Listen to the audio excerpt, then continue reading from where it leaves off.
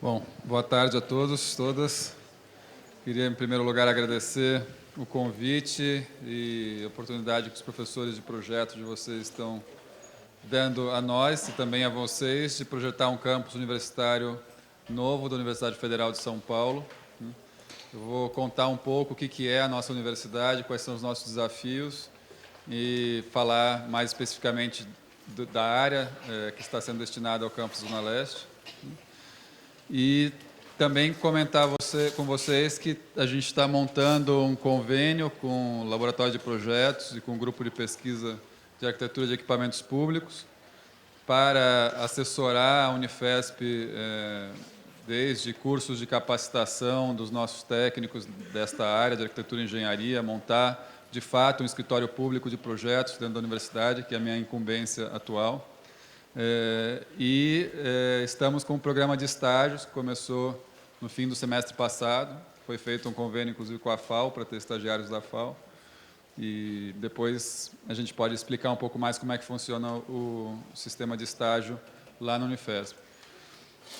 Bom, vou contar para vocês um pouco o que é a história da universidade, um pouco a minha história lá dentro. Eu estou há 4 anos, sou formado pela FAO no milênio passado, em 1999, e trabalhei por 15 anos junto a movimentos de moradia, movimentos sem terra, construindo habitação, participando do coletivo chamado Usina.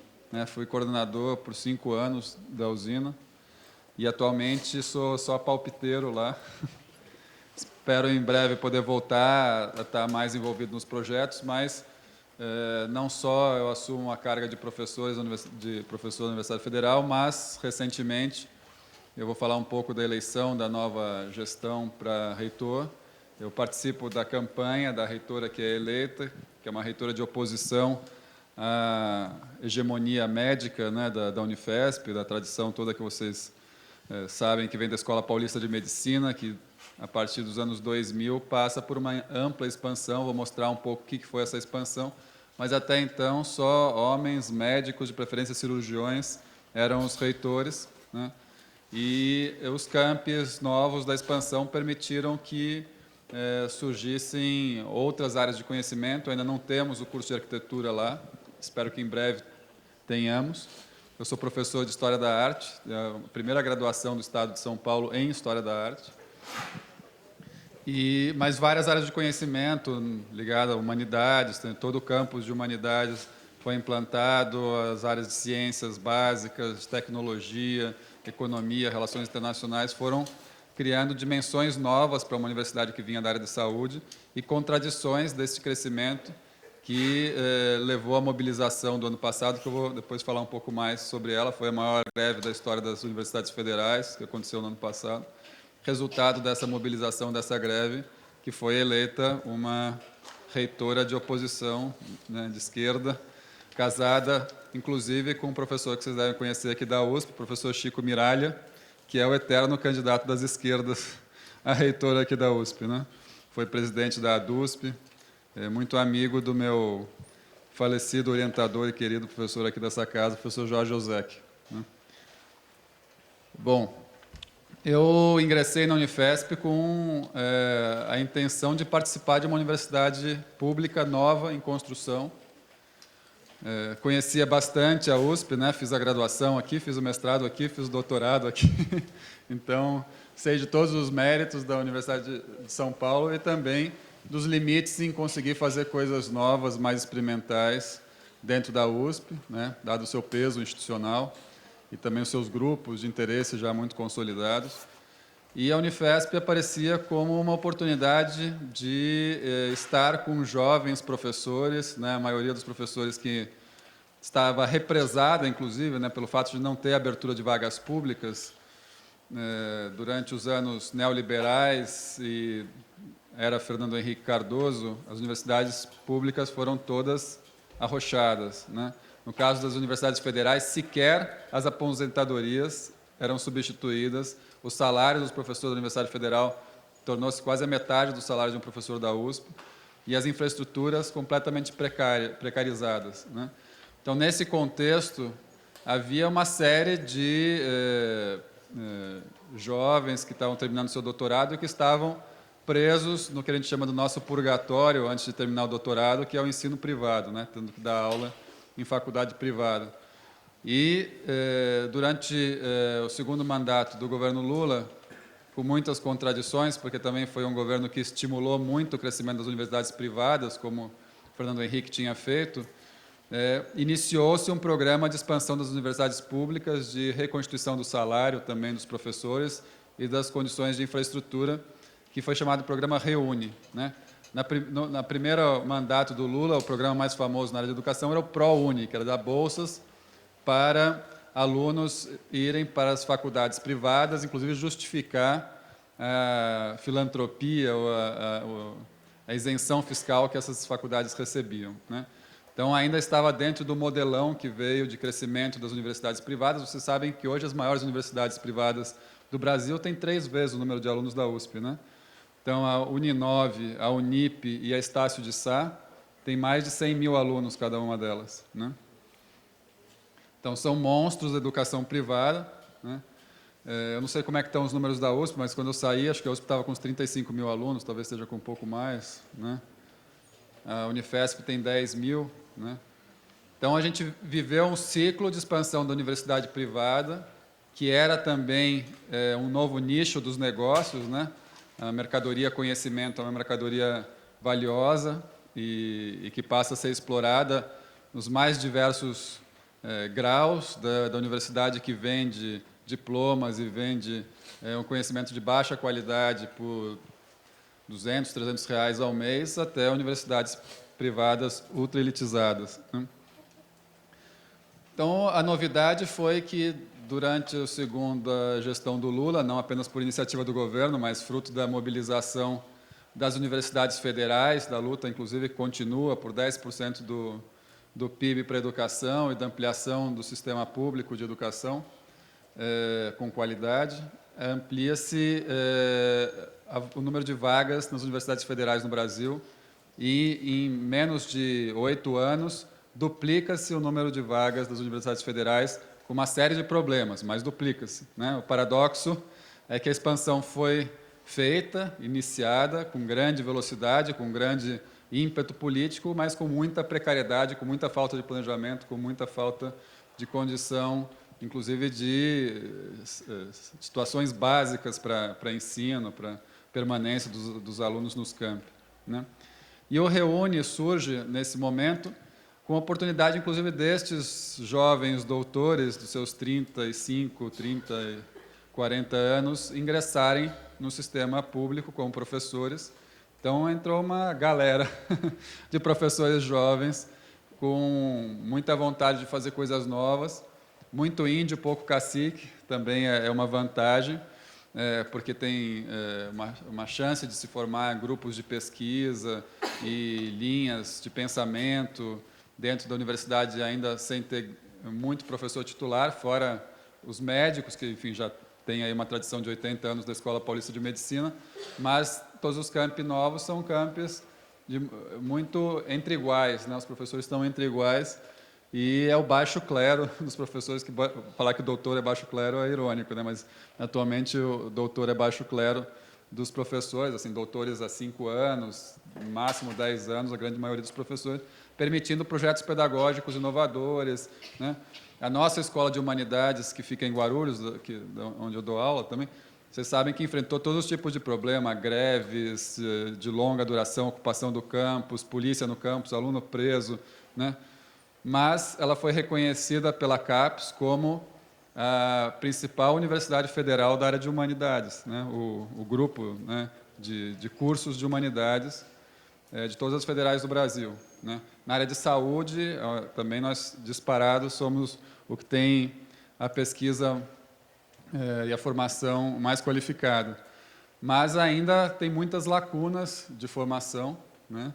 Muitas áreas de conhecimento a serem preenchidas, né? Todas as engenharias, basicamente, ainda estão sendo implantadas, a nossa querida arquitetura, as áreas de artes e comunicação estão sendo previstas para um dos futuros campi, e não vou me lembrar de todas, mas, enfim, o curso de Direito, que também está em suspenso, porque previu-se colocá-lo num prédio no centro de São Paulo que estava, na verdade, quase que comprometido estruturalmente, né?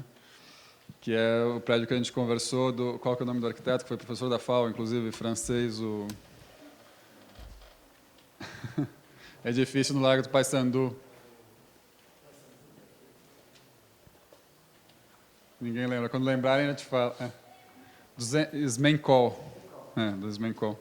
Que é o primeiro edifício que tem uma fachada de vidro e alumínio inteiro, né, como curtain wall. E em 1960 foi construído para a Companhia Brasileira de Vidros e era um dos edifícios corporativos mais modernos do Brasil.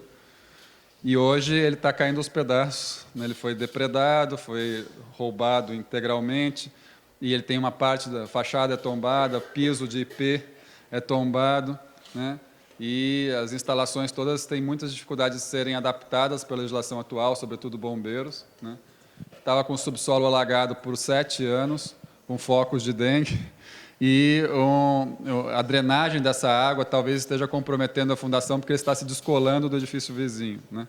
Então, a gente recebeu esse presente da Secretaria de Patrimônio da União, a princípio animados que poderia ser a restauração de um prédio histórico do centro de São Paulo, depois vimos que é muito difícil o trabalho de restauro e que a gente não tinha os recursos necessários para fazer a recuperação desse prédio. Mas, enfim, isso só é um parênteses que era onde estaria o nosso possível curso de Direito, né? Vocês sabem que os médicos da Escola Paulista de Medicina têm muita rixa com a USP, né? Então, eles queriam fazer uma escola de Direito num outro largo, né, que seria o Largo do Paissandu contra o Largo São Francisco. Mas essas coisas que passam na cabeça dos médicos, né? Mas, enfim, vou mostrar alguns slides do nosso crescimento e falando, então, dos desafios da Unifesp e da área de infraestrutura, porque, no fim das contas, eu fui parar, como sou um dos pouquíssimos arquitetos da instituição, como professores, na verdade, são 3 arquitetos, né, uma outra formada aqui na USP, a Manuela Ruffinoni, que trabalha com patrimônio, também é professora de História da Arte. E temos um outro professor no curso de História, formado em São Carlos, também trabalha com patrimônio histórico, né? Então, na verdade, arquiteto que trabalhava com obra, projeto, políticas públicas. Então, era eu e fui, então, colocado nessa posição desafiadora de conseguir organizar um pouco essa área de arquitetura e engenharia, montando um escritório público de projetos dentro da universidade. Não temos o curso de engenharia civil também, além de não ter o de arquitetura, então não tem quase nenhum know-how, era uma área totalmente desprestigiada pelos médicos.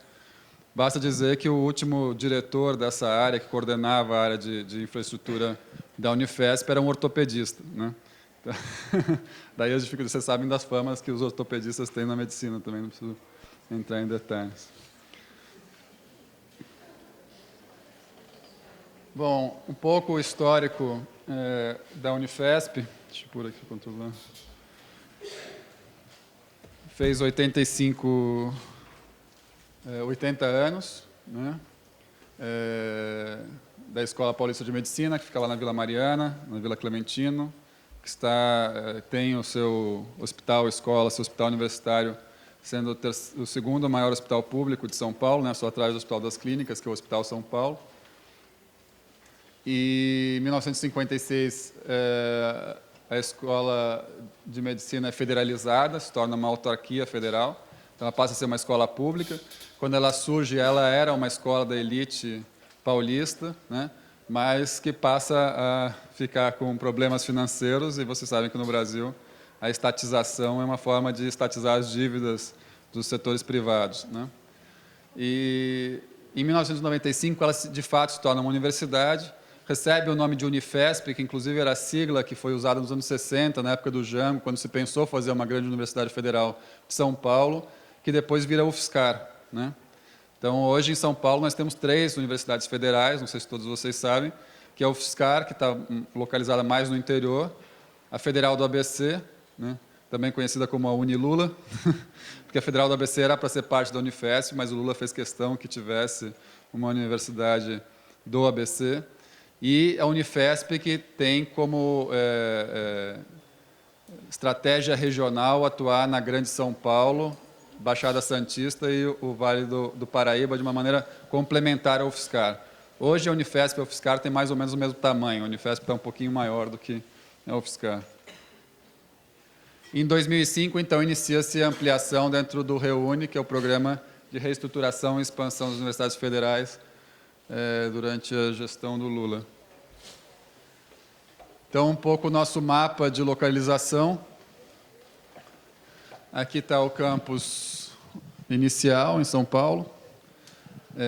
Em amarelo são os campi já implantados, precariamente implantados. Nosso desafio hoje é reorganizar toda a estrutura física desses campi, fazer planos diretores dos campi, política de terras, desapropriação, né? E os dois campi novos, eu estava agora de manhã lá com o secretário de Desenvolvimento Urbano de Embu, um na Zona Leste e outro em Embu, né? Que já foram pactuados agora na gestão da Dilma.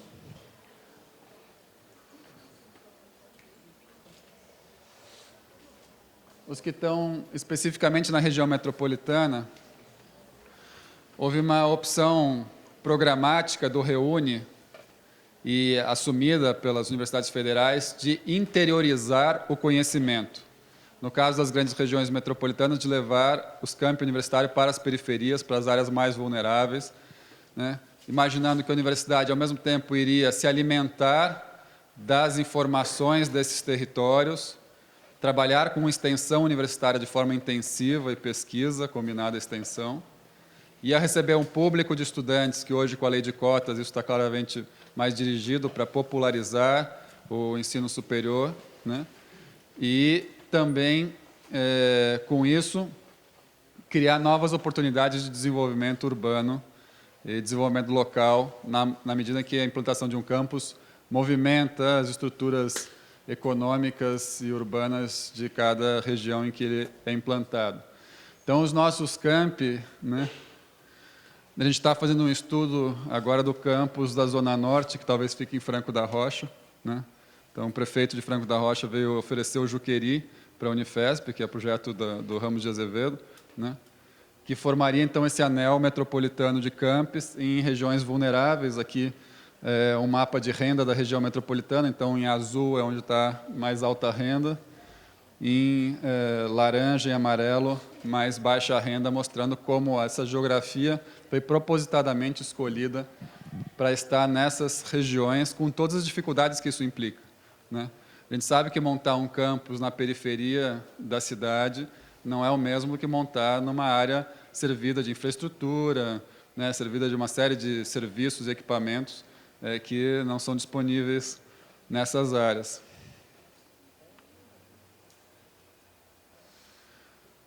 Bom, a Unifesp foi a universidade federal que mais cresceu do Brasil, né?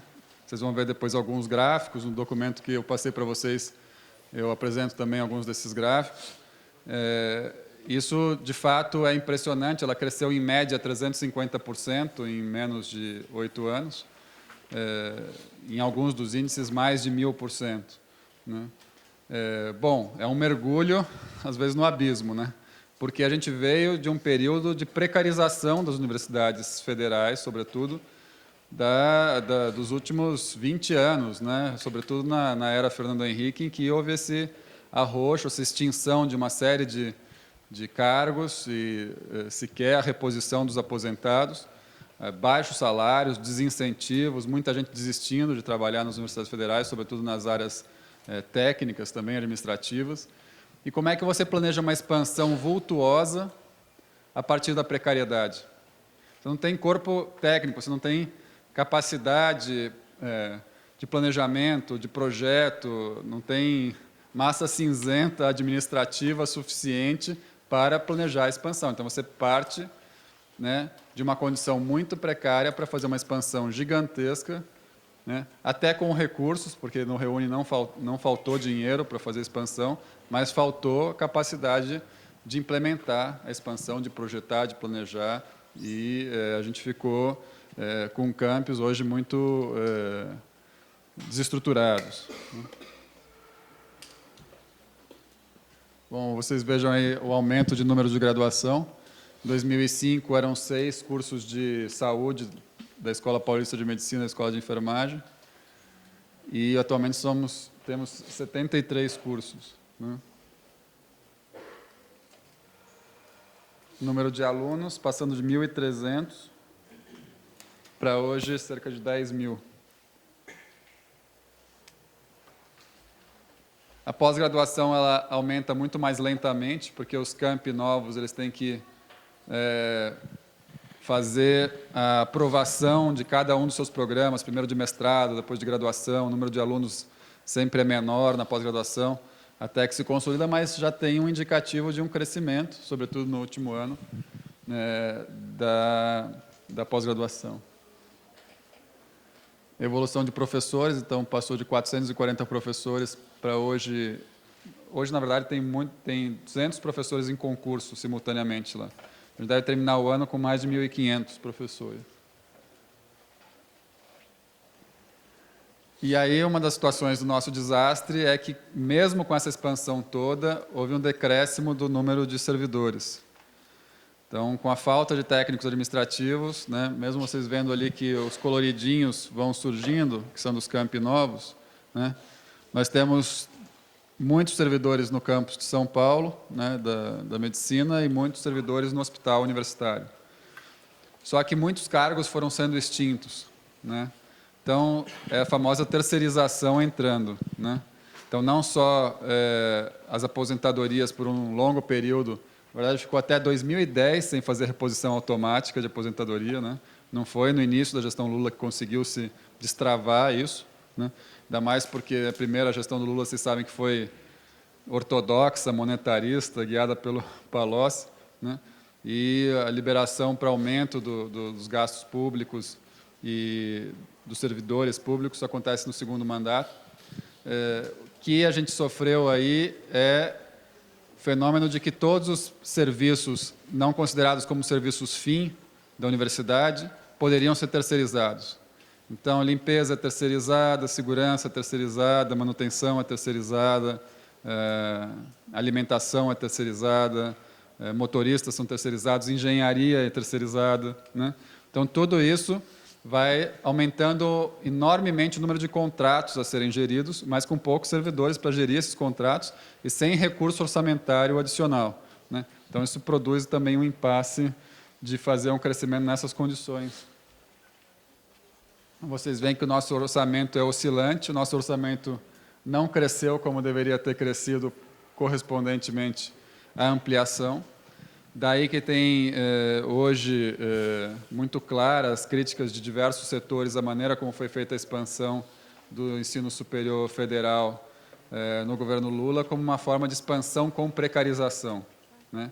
Então, alguns críticos chegaram a comparar o que estava acontecendo no ensino superior federal com o que aconteceu com a escola pública ginasial no Brasil nos anos 60, 70, em que você conseguiu massificar, mas ao massificar você perdeu imensamente qualidade e fortaleceu um sistema privado, mercantil, de ensino para a classe média, média alta, e que isso também poderia estar acontecendo no Brasil, né, se estiverem concomitantemente surgindo essas escolas privadas de elite, né?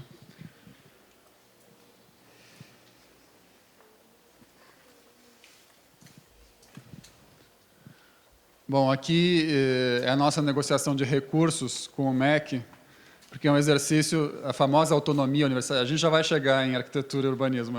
Desculpa falar um pouco de administração pública, mas para vocês entenderem qual é o contexto em que vocês projetam, né, que esse exercício nasce dessas condições, né.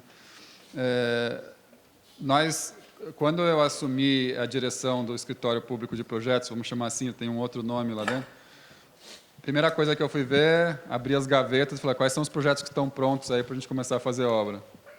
Zero. Não tinha nenhum projeto engatilhado para fazer obra, né?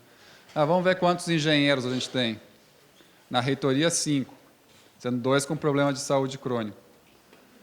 No campus São Paulo, alguns, mas só voltados à Escola Paulista de Medicina, não faziam nenhum outro atendimento para fora. No campus de Guarulhos, que teve a imensa crise do ano passado, 0, nenhum arquiteto, nenhum engenheiro. No campus da Baixada Santista, que é o maior campus da expansão, 0. No campus de Diadema, uma engenheira ambiental e um engenheiro civil, cuja especialidade era instalar torres de alta tensão, então que ainda estava tentando se requalificar para pensar equipamentos universitários. Em Osasco, 0. Em São José dos Campos, um arquiteto, né, que inclusive foi o único campus que conseguiu fazer um prédio nesses últimos anos, né, graças a esse arquiteto que estava lá. Então, as condições eram muito precárias, o orçamento dessa área era mínimo, né? A gente deveria ter um orçamento vultuoso para o nosso crescimento. Começamos a trabalhar com a perspectiva de quanto de recursos a gente precisa ter por ano. Então, tem uma progressão em 2013, 14 e 15. Na medida em que a gente for estruturando o nosso setor, contratando mais projetos, fazendo concursos públicos, estamos montando um convênio com o IAB para fazer concursos públicos de vários dos projetos, né? A gente vai poder arredondar isso em obras.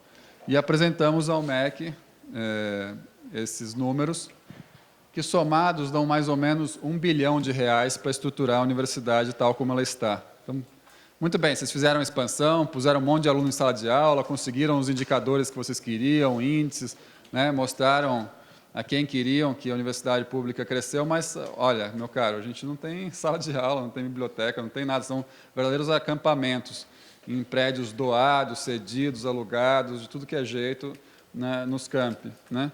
Então, a conta para ter uma universidade federal em São Paulo razoavelmente estruturada e dali para crescer é R$ 1 bilhão. Aí a gente foi conversar com o ministro da Educação, né? Isso também começa a circular por Brasília, os corredores de Brasília, entender como é que as coisas funcionam lá. Não, que isso, 1 bilhão é o que a gente tem para todas as federais. São 56 universidades federais, tem 1 bilhão de investimento para o ano que vem em obras, né? E a gente estava pedindo para 3 anos, né, para um ano, 1 bilhão. Não, isso é muito, isso é muito. Falei, olha, sabe quanto é que custou o estádio Mané Garrincha, que dá para a gente ver aqui da sua janela? 1 bilhão e 600 milhões de reais. Vou fazer um estádio, que é um elefante branco, que agora só é ocupado porque o Flamengo joga lá, né? Porque senão, assim, os times de Brasília não têm, acho que 10 mil torcedores, né? Então, para construir aquele elefante branco, o governo pagou 1 bilhão e 600. Para estruturar o sistema federal, não tem dinheiro, né? Então, é um paradoxo, porque esse é o exercício da heteronomia universitária, né? Quando se fala muito em autonomia universitária, né? A USP ainda tem uma autonomia universitária relativa, né? Porque na hora de escolher o reitor, não só tem o conclave dos notáveis, só os titulares votam, mas depois ainda o governador pode trocar a indicação, né? Que foi o caso do Rodas. No nosso caso, vocês têm um orçamento gigantesco, né? O orçamento da USP está aqui, 2 bilhões. Né? O nosso orçamento, somando folha salarial, não chega a 500 milhões. Tudo bem que somos bem menores do que a USP, né? Mas, deste recurso, a margem que a gente tem de decisão própria do que fazer, do que investir, né, é pouquíssimo, dá 50 milhões de reais por ano. O resto já é gasto comprometido, né? Então, o que acontece? No meio do ano, agora, no ano passado, no mês passado, acabou o orçamento nosso, acabou. Não tinha mais dinheiro em caixa. A gente tem que ir lá no Ministério fazer o famoso beijamão, né? Então, vai lá, leva projetinho embaixo do braço, plano de trabalho, olha, esse projeto eu preciso contratar, aquele aluguel eu preciso pagar, conta de água, conta de luz, tem que... E aí eles vão lá e vão liberando uns trocadinhos para você fechar o ano, né? E que é uma situação constrangedora, quer dizer, você não tem um orçamento correspondente às suas necessidades, né?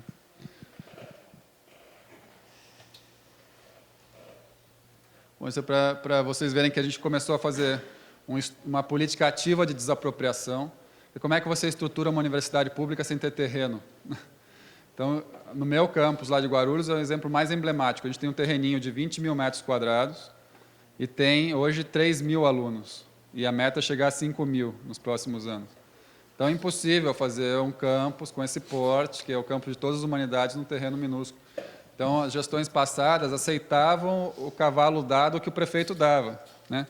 Vocês sabem que o nosso campus de Guarulhos é projeto do professor Chico Senini, né? Que não fez um campus universitário, ele fez uma escola técnica profissional contratada, a FUPAM foi contratada pela Prefeitura de Guarulhos para fazer uma escola de formação, inclusive de pedreiros e técnicos diversos, né? E aí, na hora de se escolher aonde vai instalar o campus, o que o prefeito oferece ao MEC? Tem um ali, já é uma escola técnica, tá lado a lado, né? A mesma coisa de uma universidade. Põe lá, né? E, evidentemente, que a gente tem carência de salas de aula, a gente tem que dar aula na escola ao lado, que inclusive o CEL do Mário Biselli, que tem ao lado, né? Então, a gente tem 15 salas de aula do CEL, que deveria estar dando aula para a comunidade, né? A gente está dando a aula da universidade no espaço emprestado. Então, assim, a quantidade de situações esdrúxulas, né, que a gente tem de espaços emprestados, de espaços precários, de improvisos diversos, todos os espaços são sem alvará de funcionamento, sem nada, né? nos levam a uma situação muito complicada. E a base disso é a falta de política de terras, a falta de pensar que um campus, para se estruturar num município, precisa ter desapropriações, precisa ter uma escolha de localização, precisa pensar em acesso, relação com a cidade, né, conexão com transportes públicos, segurança, etc, etc. Nada disso foi pensado. Os campos surgiram ao bel prazer dos políticos que ofereceram os espaços que eles tinham mais à mão. Então, a gente começou a estudar uma política de terras, de desapropriações, que faça sentido na localização dos campi. Depois, aí, um fluxo de contratação de projetos, que basicamente o nosso ano que vem é um ano para fazer grandes contratações de projetos, concursos, planos diretores para os campi, para poder redundar em 2015 num volume de obras significativo, né? Bom, aí são algumas das imagens da nossa chamada expansão traumática e a crise de Guarulhos, né, com polícia, com fechamento do campus, e várias situações que vocês devem ter acompanhado, ou por ter amigos lá, ou pelas notícias no jornal, inclusive porque na campanha do Haddad, né, o Serra insistiu muito na crise de Guarulhos, na forma de expansão desestruturada das universidades federais, e é algo que a gente está tentando consertar, contratando um plano diretor para lá, iniciando o primeiro prédio que finalmente começa a construção no mês que vem. Esses são dados mais técnicos, esses são slides que vocês estão vendo, que slide que a gente passou para o ministro também, né, para reclamar das coisas. Então, mostrando, inclusive, como os campi da expansão têm uma proporção de técnico por aluno absurda, né? O que o MEC recomenda é um técnico para 15 alunos, né? Em Guarulhos, a gente tem 52 alunos por técnico. É evidente que é impossível dar conta das tarefas de implantação de um campus e administrativas nessas condições, né? E o campus São Paulo, que é o campus originário, tem 1 para 3, né? O que o MEC fala? Não, tira aí os servidores de São Paulo, sendo que nos servidores de São Paulo a gente tem 600 servidores que são técnicos, que são médicos. Vamos pegar 600 médicos e distribuir para os outros campos, não adianta, né? Fora que é evidente que os departamentos todos têm lá seus servidores que trabalham há anos com eles, não dá para você pegar e arrancar e jogar para os outros campos. Mas é nesse nível a negociação com o governo federal para conseguir estruturar a expansão. Aí a questão orçamentária que eu já falei. Nosso quadro de arquitetos e engenheiros, para vocês saberem como ele está. Atualmente, a gente tem 20 arquitetos e engenheiros, né? Na reitoria são 7. Não sei se nesse número até eu me contei, mas eu não deveria me contar porque eu sou professor, mas são os técnicos. Campo São Paulo tem mais 7, então Baixada Santista eu falei não tem nenhum, Diadema tem 2, Guarulhos não tem nenhum, São José chegou o segundo agora que é o engenheiro elétrico, Osasco nenhum, Embu nenhum, Zona Leste nenhum, Hospital Universitário, por incrível que pareça, tem 2. A equipe de engenharia do hospital é feita pela SPDM, que é a Sociedade Paulista em Defesa da Medicina. Eu não sei se vocês já ouviram falar das OS da saúde, né? Isso foi um debate também durante a eleição para prefeito, a terceirização da saúde com empresas privadas que gerem os hospitais públicos, né? Nós temos a maior empresa privada de gestão de hospitais públicos do Brasil, é o terceiro maior orçamento privado de saúde do Brasil. É uma sociedade que surgiu junto com a Escola Paulista de Medicina, que reúne os médicos titulares da medicina. Daí vocês veem o poder deles, né, que foram derrotados agora na última eleição, estão um pouco magoados. E eles, a partir de um determinado momento, nos anos 90, quando começou a terceirização da saúde, a privatização da saúde, eles decidiram que eles não iam ser apenas os gestores do Hospital São Paulo, eles queriam montar uma empresa, e hoje eles gerem cerca de 20 hospitais no Brasil todo, em São Paulo são 11, na Grande São Paulo, né? E tem, só com o município de São Paulo, numa reunião com o Fernando Haddad, ele contou que só no município de São Paulo o contrato da SPDM é de 600 milhões de reais por ano. Então, é a nossa meta do nosso quadro de servidores que a gente pretende alcançar na área de arquitetura e engenharia, que é triplicar, né, de 20 para 60. E, obviamente, no hospital são os engenheiros e arquitetos dessa OS, dessa SPDM, que projetam os espaços do hospital. A gente vai fazer agora, a gente acabou de fazer o concurso para a parte dos engenheiros, então tem 8 engenheiros sendo chamados, e a gente vai fazer no segundo semestre o concurso para 8 arquitetos, né? Então, vieram as vagas de Brasília, depois de muita reclamação, de eu ir lá várias vezes e tal, chegaram 8 vagas de arquitetos que vão ser concursados no segundo semestre.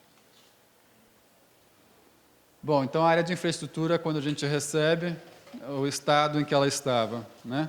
Ausência de controle de processos, então era um caos de pastas perdidas, aquela imagem que vocês têm do serviço público, que é às vezes preconceituosa, etc., mas às vezes ela é correta. Estava lá um monte de pastas perdidas, encaixotadas, projetos de mais de R$1 milhão que foram pagos e ninguém sabia onde estava o CD em que foi entregue o projeto, e o escritório entrou com um processo contra a universidade, não quer dar o projeto mais.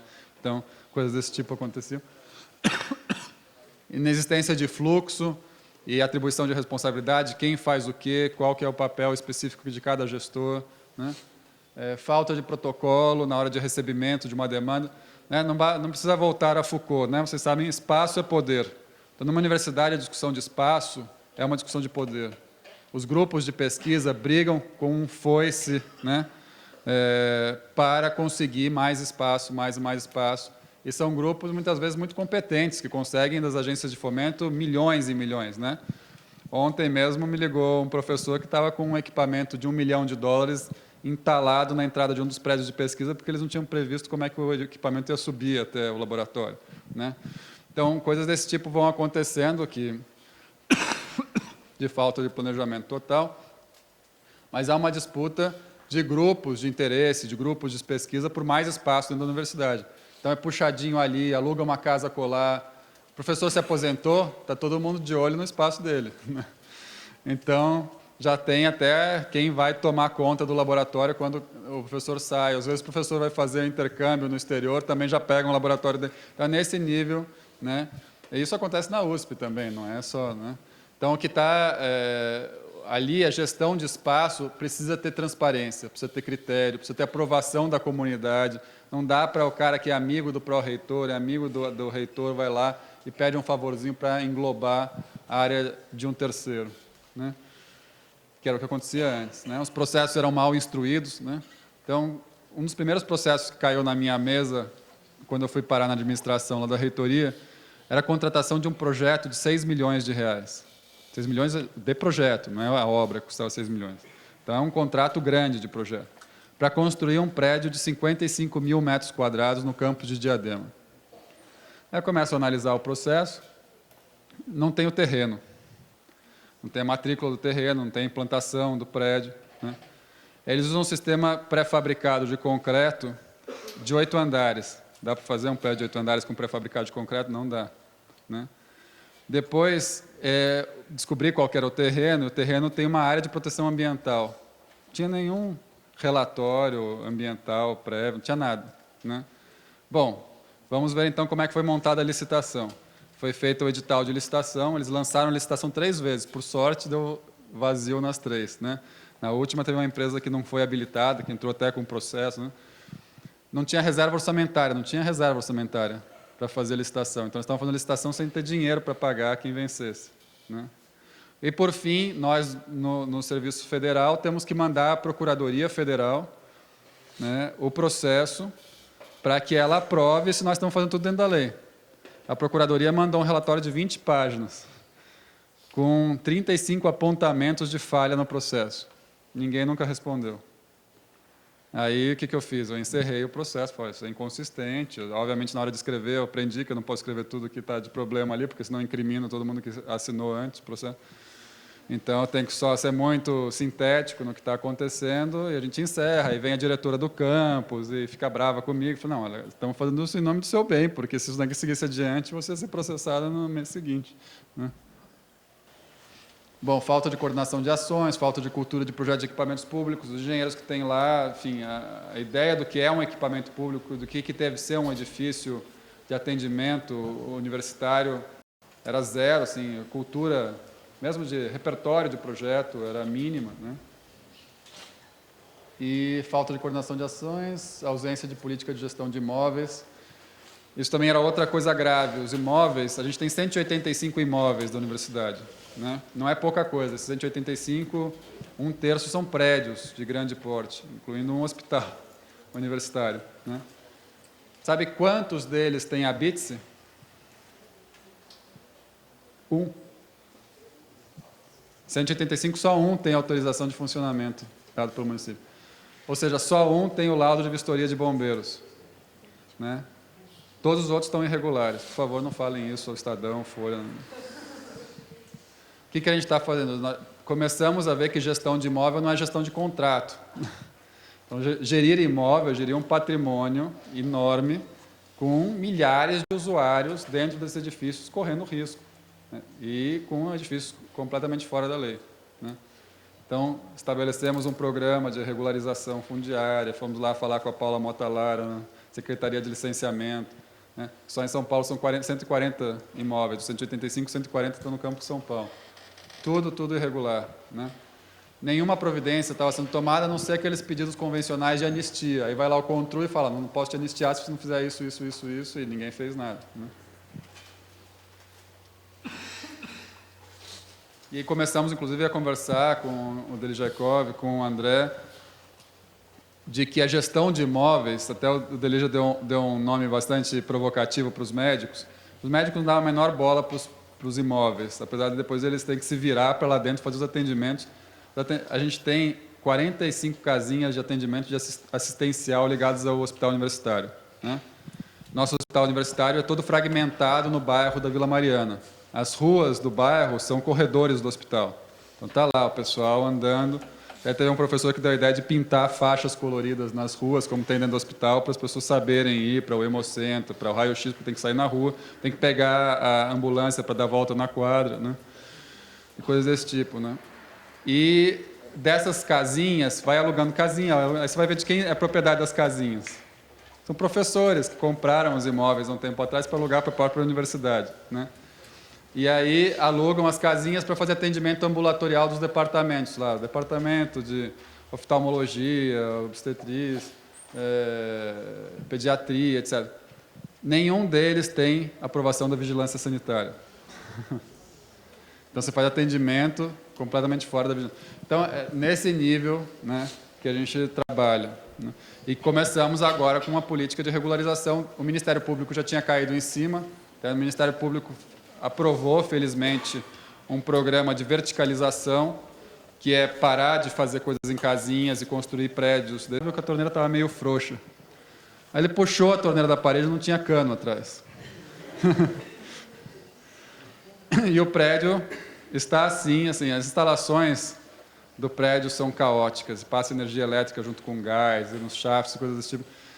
Foram consertar a rede de água, que está cheio de problemas de conexão na geometria dela, e encheu de água o fosso de elevador.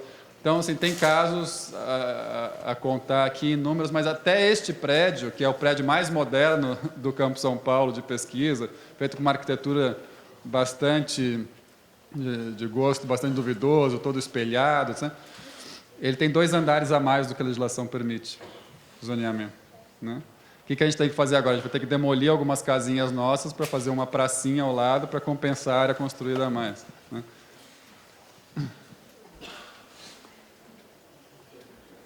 Bom, agora falar das coisas que a gente está tentando fazer para consertar e poder mergulhar um pouco no campus da Zona Leste, falar um pouco mais dele. A parte de infraestrutura, de engenharia, arquitetura, ela é um departamento pequenininho dentro da Pró-Reitoria de Administração. É um departamento desprestigiado, sobrecarregado, mal preparado, coordenado pelos pró-reitores de administração. Como eu disse para vocês, o pró-reitor é um ortopedista que tinha que fazer as decisões, tomadas de decisões das áreas de infraestrutura da universidade, né? Então, a primeira coisa que a gente viu é o seguinte: planejar a infraestrutura de uma universidade não é apenas uma tarefa administrativa executiva, ela é uma tarefa de concepção de universidade. Então, o espaço físico não é só fornecer metros quadrados, né? Então, tem uma ideia muito pragmática de que infraestrutura é dar metros quadrados para acontecer coisas dentro. Então, a gente constrói qualidades, a gente constrói identidades, né? Inclusive, o aspecto simbólico de uma universidade notado pelos seus usuários, pelos seus visitantes, num primeiro momento, pelo próprio edifício, além da coordenação evidente entre arquitetura e projeto político-pedagógico, né, que esse prédio é um exemplo. Então, nada disso era pensado, né? A área de infraestrutura simplesmente taca pau aí em qualquer licitação, em qualquer prédio padrão, e vamos saindo, fazendo uma salinha de aula atrás da outra, né? Então, o que a gente começou a discutir durante a transição, depois da eleição?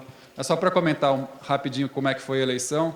Depois da nossa greve do ano passado, que foi uma greve que durou 4 meses, que foi a maior greve das universidades federais, da história das universidades federais, né? Nós percebemos que estava tendo eleição para reitor e que, mais uma vez, a elite médica estava se organizando para se manter no poder. Falou, olha, nós estamos aqui, o movimento dos professores, o movimento estudantil, o movimento dos servidores, unificados, fazendo a greve, com pautas, levando reivindicações para o reitor vai ter eleição para reitor, porque a gente não toma logo essa história, né? E vamos fazer diferente a construção dessa universidade. Então, montamos uma chapa, montamos um programa, escolhemos uma candidata, uma equipe que trabalhou junto com ela, e lançaram-se 3 candidatos. Lançou o candidato da elite da direita médica, lançou uma candidata mais ligada ao PT, ao MEC, à saúde petista, e saiu essa candidatura dos movimentos sociais universitários, né, apoiada, então, pelos sindicatos professores, pelo diretório dos estudantes e pela maioria dos servidores, né. Foi uma eleição com muitos debates, né? Mesmo a direita médica, que nunca tinha feito um programa de gestão, de governo, teve que fazer. Contrataram um escritório de publicidade para fazer o material gráfico deles, que destoava das outras 2 chapas, né? Que eram chapas que tinham mais coisas em comum, evidentemente, do que essa, né? E fizemos debates, e a votação é voto direto, né? A eleição do reitor é feito por voto direto, não é voto universal nem paritário, né? Apesar de que a paridade hoje está sendo posta em discussão, a gente vai fazer um congresso da Unifesp que vai se discutir a paridade. O Conselho de Planejamento é o primeiro conselho paritário que a gente montou nessa gestão, né?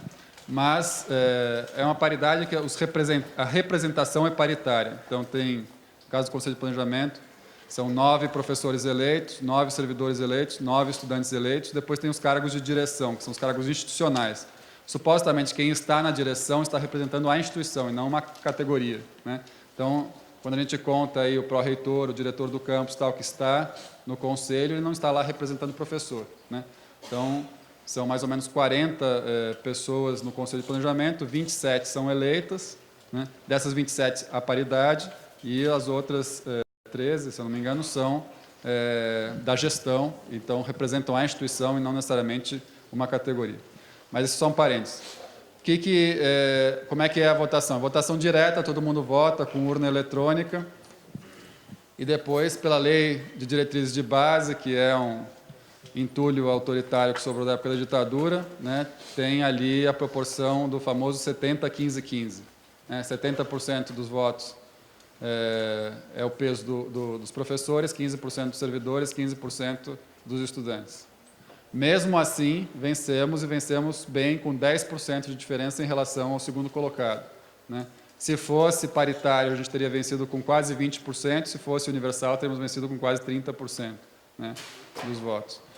Então, assumiu uma gestão muito diferente das outras, né, com gente que veio de todas as áreas, e fizemos a reestruturação e mudamos toda a área de projetos para a Pró-Reitoria de Planejamento, dizendo que faz parte do planejamento da universidade a capacidade de projetar os seus espaços, a sua localização no território, a qualidade dos seus edifícios, a relação entre projeto de desenvolvimento institucional e pedagógico e arquitetura.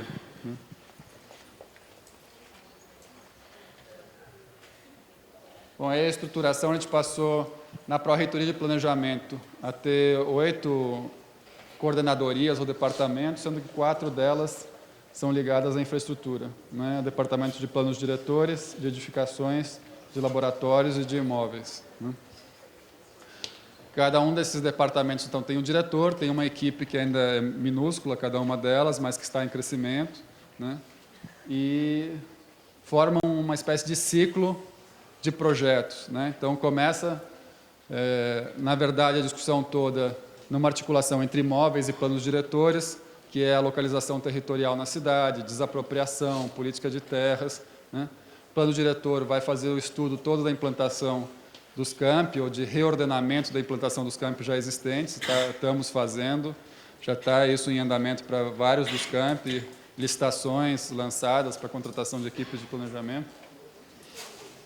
O departamento de edificações, que a princípio os nossos engenheiros queríamos que a gente separasse projetos e obras. Eu falei, olha, eu dei uma aula de Sérgio Ferro para eles, falei, não posso, como discípulo do Sérgio, pensar projetos separados de obras. Né? Então, eu quero que a equipe que se envolve no projeto depois vá no canteiro, e a que está no canteiro volte para projeto, e esse vai e vem vai criando uma cultura de projeto que é impregnada de uma sobre a outra e procurando o diálogo entre esses dois espaços. O departamento de laboratórios, como eu disse para vocês, a área de laboratórios da Unifesp é super reconhecida, nós somos a terceira maior instituição de pesquisa do Brasil, só está atrás da USP e da Unicamp, então dentro das federais a Unifesp é a número 1 em pesquisa, só que os nossos laboratórios são cortiços verticais de cientistas, né? Então, a gente tem prédios de 10, 15 andares que você entra dentro deles, parece um cortiço. E aí, só que, em vez de ter fogão, geladeira das famílias lá de fora, estão lá os freezers e decanters e não sei o que dos cientistas no meio dos corredores. Né? Nenhum deles tem aprovação de bombeiro, nenhum deles tem alvará de funcionamento, né? Nenhum deles tem escada de incêndio obedecendo a legislação. Mas estão lá, e aí é puxadinho para lá, puxadinho a colar, né? E equipamentos de grande porte que chegam, que são instalados sem nenhum planejamento, né? Não sabe nem se a laje vai suportar a carga. Então, a gente começou, não, calma aí, tem que fazer um laudo de estrutura, temos que ordenar o recebimento de equipamentos, tem que ter um projeto de revitalização e modernização dos laboratórios, tem que ter um procedimento para isso. Então, criamos um departamento que é especialista nessa área, que é uma área muito complexa, que tem legislações muito específicas, inclusive de biossegurança, de resíduos, etc., que passa a tratar desses aspectos. E, por fim, o departamento de imóveis, que é o departamento que justamente deixou de gerir imóveis como contrato. Imóvel não é contrato. Imóvel é uma edificação com centenas de instalações, de questões a serem verificadas e com centenas de usuários que precisam ser atendidos e que precisam estar satisfeitos em estar trabalhando, estudando nesses locais, né? Então, estamos estruturando esse setor todo para conseguir ter um cadastro atualizado de imóveis, ter um diagnóstico, de preferência tridimensional, que a gente está pensando de fazer o cadastramento das redes, né? Então, a gente vai fazer agora uma licitação global disso. Fizemos um pente fino de toda a legislação incidente para fazer também uma vistoria dos imóveis e saber quais são os pontos críticos de não atendimento. E, obviamente, contratar projeto de bombeiro, projeto de acessibilidade, né? Cadeirante, imagina, né? A Universidade de Saúde, que tem um hospital universitário, está preocupada com cadeirante, né? Dos 185 imóveis, sabem quantos são adaptados para deficiente? 5.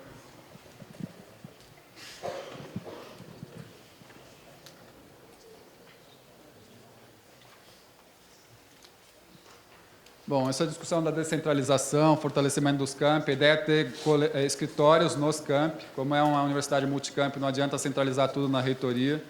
Então, a gente vai ter pequenos escritórios nos campi que vão fazer parte de pequenas reformas, manutenção, diálogo mais imediato com os professores, pesquisadores e estudantes, né? E estamos lançando em breve o concurso das moradias estudantis, junto com o IAB de São Paulo também, né? Nossa questão é que os campi que mais precisam de moradia estudantil, que são os campos mais populares e populosos, que são os de Santos, Diadema e Guarulhos, ainda não tem terreno. Então, a gente está agora no processo de escolha e desapropriação dos terrenos. Os campi mais elitizados, que são os de São Paulo, São José e Osasco, são os que já têm terreno. Talvez seja apenas uma coincidência. Bom, Zona Leste. Desculpa, eu engatei uma aqui, estou pouco dialógico, não sei se sigo assim, acho que mais uns 20 minutos para falar da Zona Leste e a gente abre para debate, né?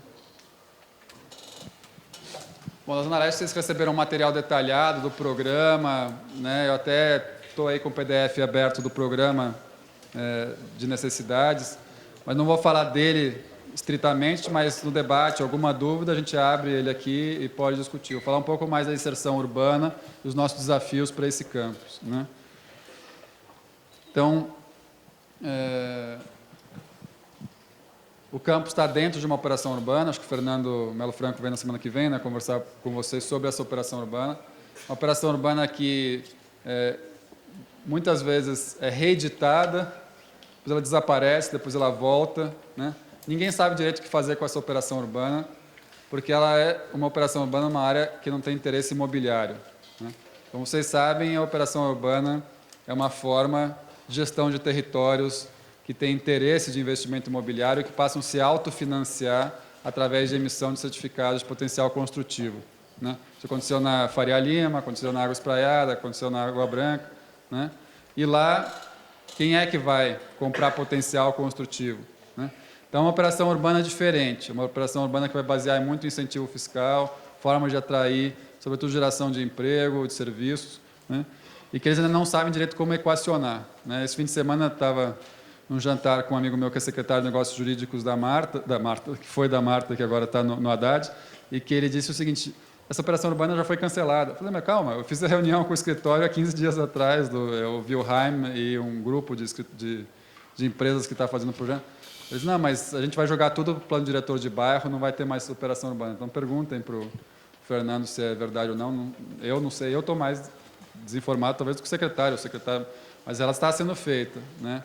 E nós estamos numa área da operação urbana, da Rio Verde Jacu, que é uma área de um grande vazio, de um grande potencial de adensamento, apesar de ter ali uma APA, uma área de preservação ambiental do Carmo, né? Mas tem uma série de áreas que eram chácaras ou áreas industriais que não deram certo, as áreas industriais. Tanto que a nossa área do campus é uma fábrica que faliu, uma metalúrgica que desistiu de estar nessa região, como várias outras fábricas ali estão abandonadas, né? Eles têm um desejo de, com essa operação urbana, voltar ao famoso Polo de Desenvolvimento da Zona Leste, Polo Econômico da Zona Leste, vários nomes que ele teve desde a gestão da Erundina. É uma forma de criar um centro econômico de emprego, né, e evitar a pendularidade do movimento, né, da população dos bairros dormitórios da Zona Leste irem ao centro e depois voltarem para trabalhar. Então, a operação urbana tem esse objetivo de ser um eixo de trabalho, também além de um eixo urbano, né?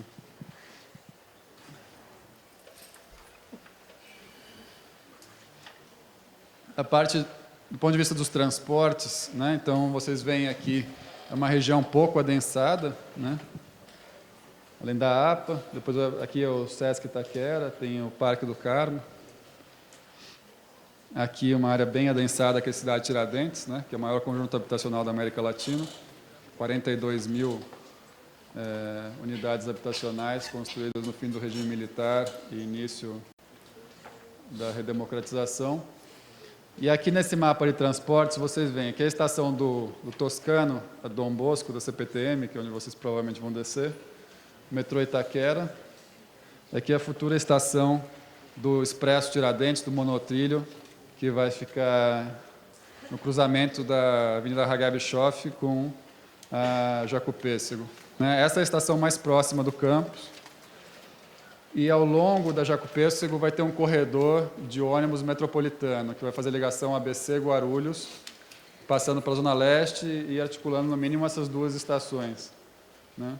Na frente do campus vai ser feita uma parada desse corredor de ônibus com passarelas para dentro do campus, né? Talvez o Fernando mostre isso, eu não recebi os slides, eu só vi isso em reunião na SMDU, né? Mas isso talvez seja interessante para pensar o partido projetual de vocês, que vai ter uma fachada. Vocês leram o texto que eu enviei ou não conseguiram baixar? Então, eu repito um pouquinho o que está lá da fachada metropolitana e da fachada de bairro. Então, aí para vocês verem a localização do terreno na Jacupêssego. Ali na frente, do outro lado do terreno, é a maternidade, que eu sempre esqueço, Santo Expedito, né? Chama Santo Expedito. Aqui tem um Carrefour. E, então, a avenida vai em direção a Dutra, Guarulhos, Ayrton Senna. Está lá o metrô Itaquera, Poupa Tempo, o shopping, o estádio de futebol e a estação Dom Bosco.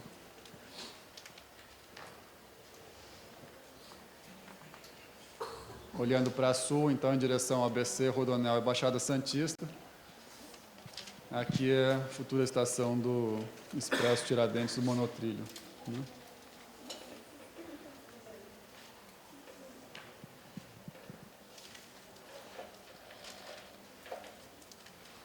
alguns centros de bairros importantes na região, não sei quem de vocês aqui é da Zona Leste, mas é importante entender quais são os bairros que estão no entorno.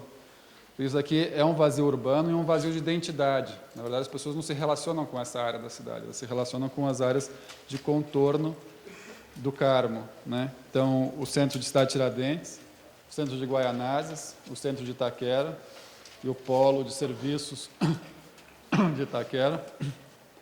Não sei se o estádio do Corinthians é um serviço ou um desserviço, mas... Né? E o centro de São Mateus ali embaixo. Né? Aqui é a APA do Carmo. Uma parte da APA é o Parque do Carmo, que é um parque importante dessa região da Zona Leste, e aqui o Sesc Itaquera, que eu sugiro que vocês visitem em alguma oportunidade, que é um equipamento esportivo, cultural, de lazer, significativo da região. Bom, é o nosso terreno. É o terreno ainda da prefeitura, mas está tramitando a cessão para a universidade. Depois eu vou falar um pouquinho desses galpões industriais, mas ele tem essa fachada, que eu estou chamando da fachada metropolitana do terreno, que dá para uma via expressa de grande movimentação. Atualmente é uma via muito congestionada de caminhões, porque ela está fazendo a interligação do Rodoanel, do ABC, da Baixada Santista com a Dutra e com o aeroporto de Guarulhos. Então, é infernal essa avenida atualmente, mas esperamos que ela deixe de ser infernal na medida que se complete o Rodoanel trecho leste. Né? Então, vai passar a ser uma avenida metropolitana importante, como é a Avenida Aricanduva, que fica para o lado de lá, né? E que vai ter a canaleta central dos ônibus metropolitanos, e mais ou menos nessa região aqui vai estar a estação com a passarela para dentro do terreno. O que a gente está chamando de fachada de bairro é uma rua que passa aqui atrás, que eu ainda não decorei o nome japonês que tem aqui atrás, e que na verdade não tem bairro, né? Você fala, bom, mas é uma rua de pasto aqui atrás, né? De fazendas, né? De cidade. E uma das questões que a gente está discutindo com a equipe que está fazendo operação urbana, que eu não sei mais se existe ou não, mas o plano diretor de bairro, é de que é preciso produzir cidade nessa região. É uma região que vai estar muito bem servida, de serviços, de parques, de universidade, né? O próprio secretário de Negócios Jurídicos falou que o Fórum de Justiça da Zona Leste provavelmente vai ser do lado do campus. Eles tinham pensado em colocar ali perto do poupa-tempo e tal, e acharam que era melhor começar a descentralizar e não concentrar tanto no centro de Itaquera. Mas não sei exatamente as decisões locacionais, ou se o Fernando vai poder falar para vocês, mas está sendo estudada uma desapropriação ali próximo. Aqui também são fábricas, né, algumas delas desativadas, de uma ideia de que talvez fosse aqui uma área industrial, que não tem se configurado como tal. Aqui tem um desmanche básico de automóveis. E aqui tem uma ocupação clandestina básica também, ali, típicas de periferia. Essa ocupação está consolidada, são mais ou menos 200 famílias, não estão ameaçando o terreno, mas são nossos vizinhos e são interlocutores também, a se pensar o projeto. Né? E essa rua aqui é uma rua interessante, ela nasce lá na Jacopêssego, mas ela seguindo por aqui vai dar no Parque do Carmo. Né? E tem mais bairros populares por aqui.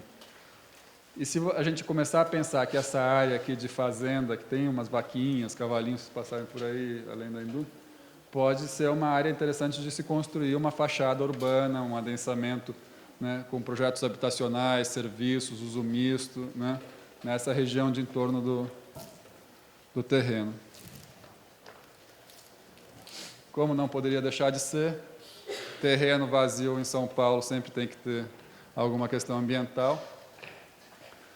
Então, temos aí duas nascentes, essa daqui também sofrendo a contaminação do lençol freático pelo desmanche, e as áreas de proteção permanente, que totalizam aí 27 mil metros quadrados, e que caracterizam mais ou menos esse bico do terreno como uma área potencial para parque, né, um parque do campus, e eventualmente este espaço, que é um espaço inclusive menos íngreme e menos vegetado, que está fora da PP, como um espaço interessante de ser pensado, talvez para um uso complementar ao campus, como a moradia estudantil, podendo ter um acesso por aqui, de pedestres e bicicletas.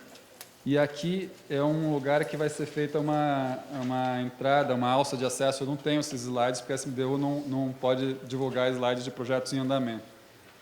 Mas, se o Fernando mostrar a vocês, está projetado aqui uma alça viária e uma avenida que vai em direção ao Parque do Carmo, que passaria bem próximo a essa fachada do terreno, né? Essa parte que está vegetada aqui é uma vegetação secundária, não nativa, muitos eucaliptos, né? E o terreno basicamente tem dois platôs, um platô completamente desimpedido aqui e o outro platô em que está um equipamento industrial.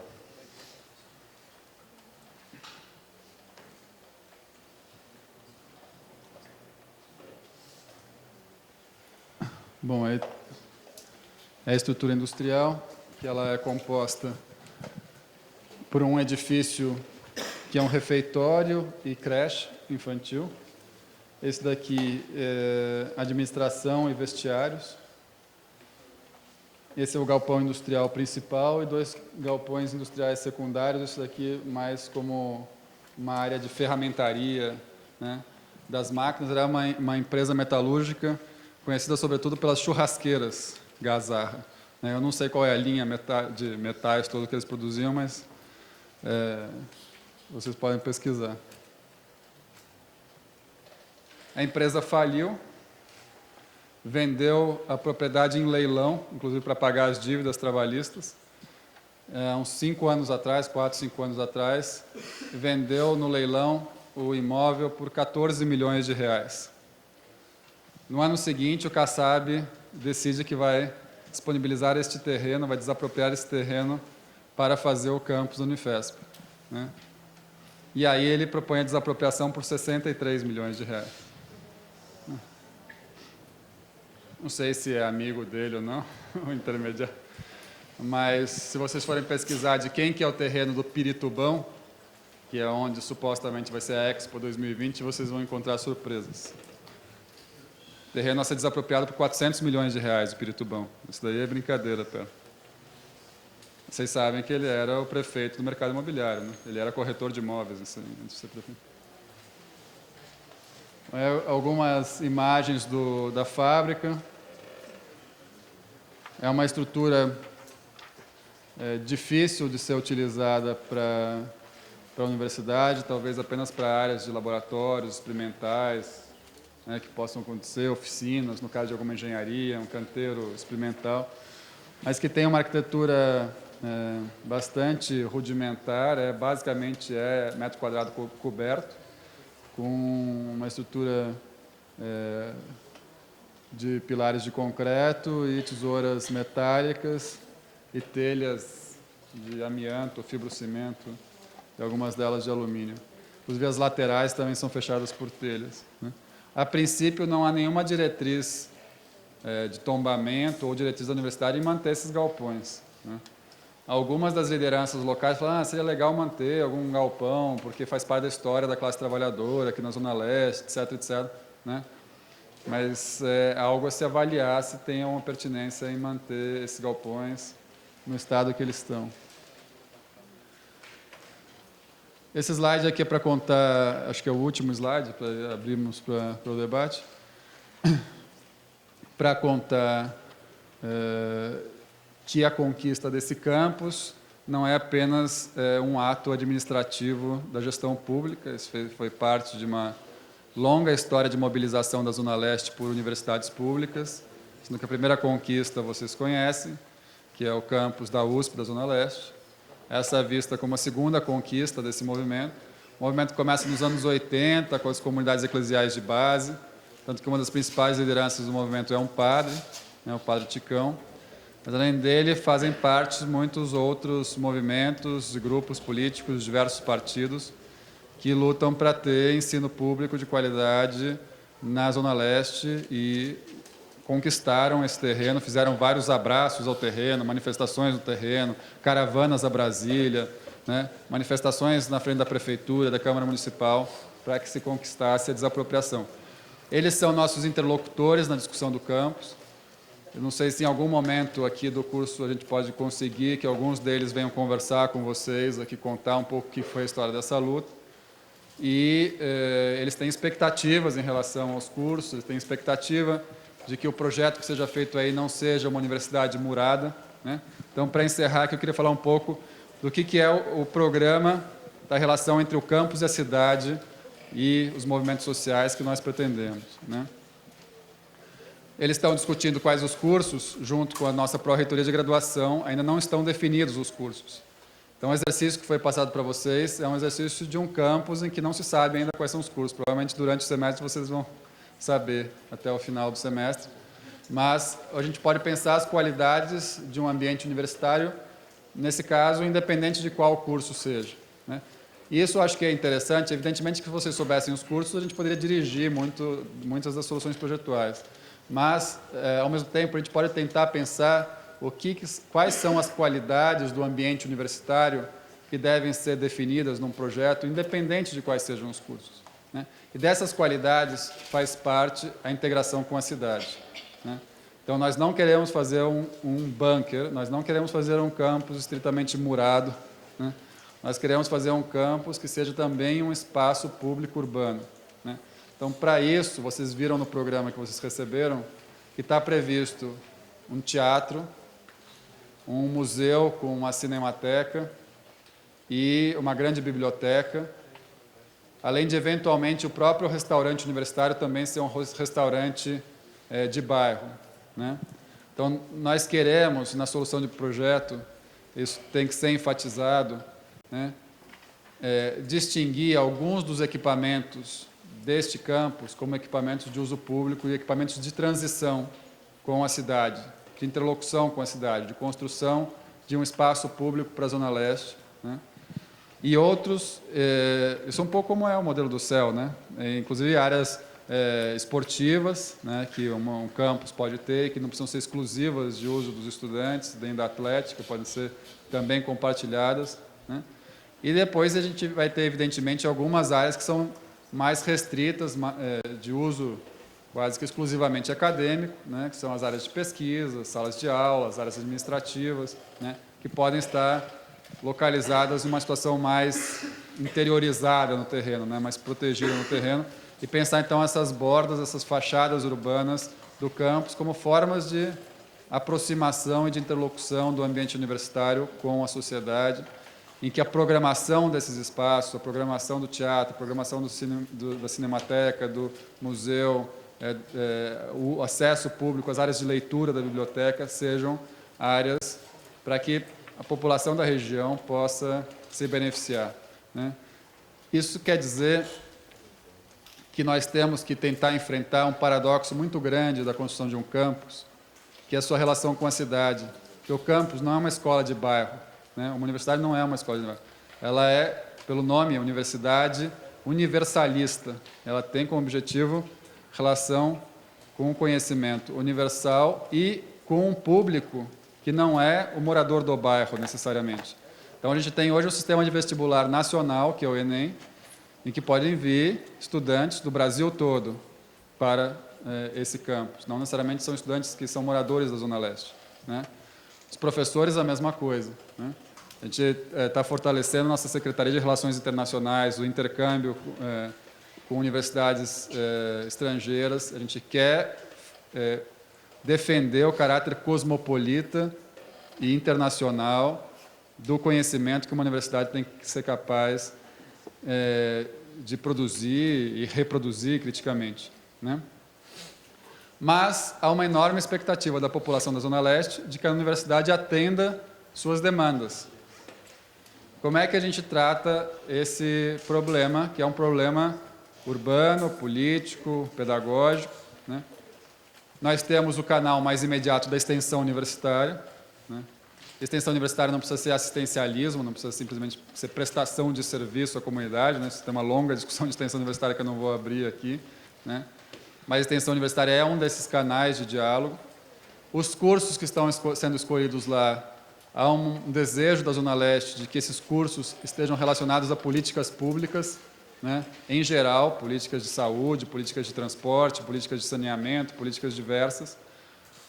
e que saiam dali pessoas capazes de pensar, inclusive, o que é a experiência das grandes periferias urbanas, e como tema de pesquisa, de projeto, de transformação, de política, de direitos, etc., etc. Né?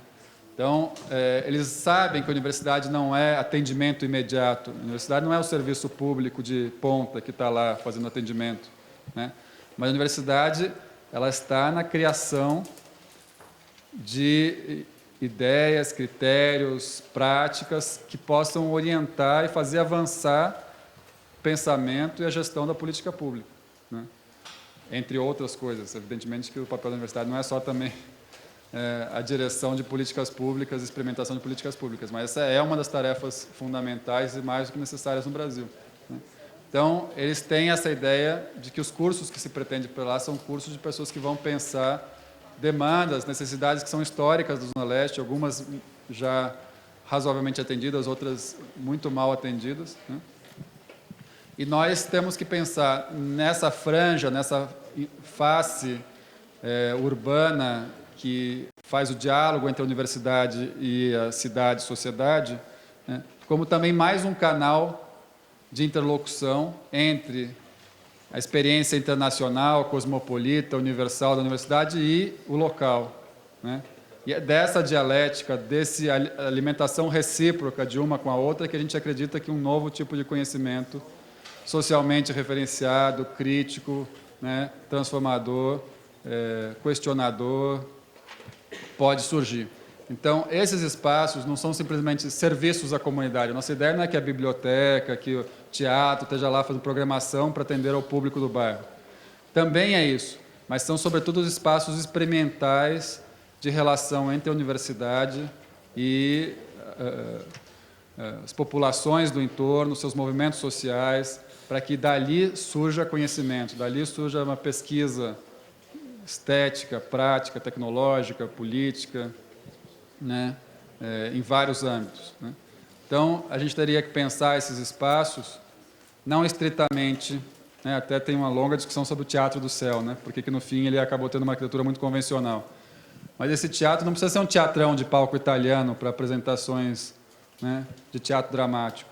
Pode ser um teatro experimental, como a Cinemateca, o Cineclube, não é uma sala de cinema de shopping center que a gente está pensando ali. Como os espaços de leitura da biblioteca, etc., o acervo que vai estar lá, né, também é uma outra forma de se aproximar da cultura letrada. Tá? Então, nós gostaríamos que o projeto conseguisse perceber esse desafio político-pedagógico da Unifesp, da Universidade Pública, em se situar neste lugar, né, e pensar como essas mediações todas encontram forma arquitetônica. Tá bom? Então, acho que agora podemos fazer um debate.